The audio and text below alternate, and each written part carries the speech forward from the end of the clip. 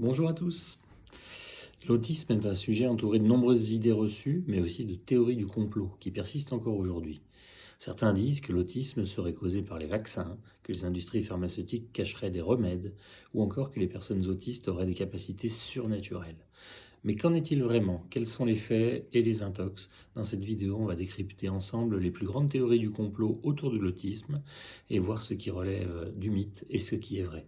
Restez jusqu'à la fin, vous risquez d'être surpris. Alors, le complot des vaccins avec l'autisme, c'est sûrement l'un des mythes les plus répandus. Depuis plus de 20 ans, certaines personnes accusent les vaccins d'être responsables de l'autisme. Tout est parti d'une étude frauduleuse publiée en 1998 par le médecin Andrew Wakefield qui affirmait un lien entre le vaccin rougeole oreillon rubéole et l'autisme. Au résultat, l'étude a été totalement discréditée et Wakefield a perdu son droit d'exercer. Mais la rumeur s'est répandue sur Internet et continue d'alimenter les mouvements anti-vaccins. En fait, aucune étude scientifique sérieuse n'a jamais prouvé de lien entre vaccin et autisme. Pourtant, cette rumeur a eu des conséquences graves, avec notamment une baisse des vaccinations et le retour de certaines maladies, comme la rougeole. Et ce n'est pas le seul mythe qui circule sur l'autisme. Il y a aussi le complot du remède caché. Certains affirment que les laboratoires pharmaceutiques auraient trouvé un remède contre l'autisme, mais le cacheraient pour continuer à vendre des traitements. D'autres prétendent que les méthodes alternatives, comme un régime sans gluten, la chélation ou encore l'oxygénothérapie pourraient guérir l'autisme. Mais les faits, c'est que l'autisme n'est pas une maladie mais une neurodivergence. Il ne peut donc pas être guéri. Aucune preuve scientifique ne soutient l'idée d'un traitement caché. Certains traitements sont même dangereux, par exemple la chélation, destinée à éliminer les métaux lourds.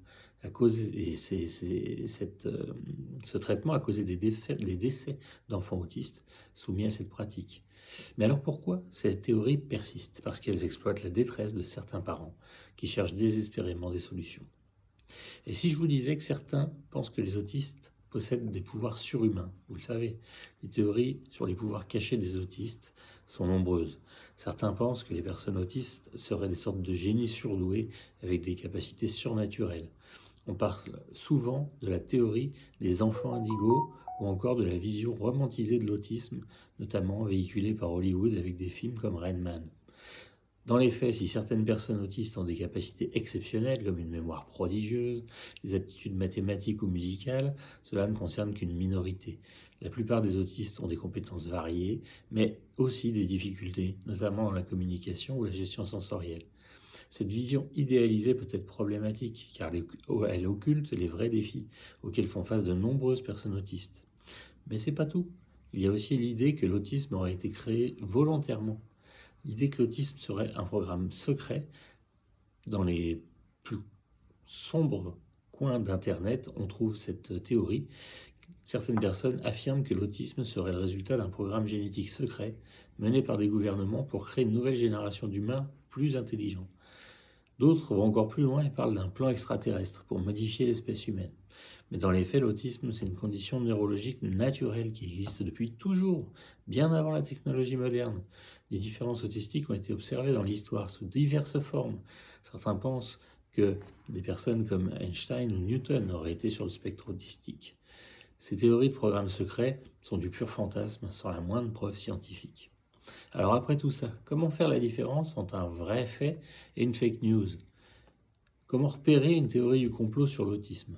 Si vous tombez sur une information qui semble choquante ou trop belle pour être vraie, voici quelques astuces pour vérifier. D'abord, vérifiez la source. Est-ce que c'est un site sérieux, une étude scientifique ou juste un blog douteux? Regardez qui diffuse l'info. Certains influenceurs propagent des fausses théories pour attirer l'attention. Cherchez d'autres avis. Les vraies informations sont confirmées par plusieurs sources fiables. Et attention à vos émotions. Les fake news jouent souvent sur la peur ou l'espoir excessif. Alors maintenant que vous connaissez ces théories, laquelle vous surprend le plus? Dites-moi en commentaire. En conclusion, l'autisme, c'est un sujet qui mérite d'être compris avec des faits, pas des théories du complot.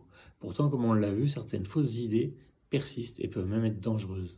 Si vous avez aimé cette vidéo et que vous voulez en voir plus sur l'autisme et ses réalités, pensez à vous abonner et likez la vidéo, partagez-la au plus grand nombre. Merci beaucoup de m'avoir suivi et à bientôt.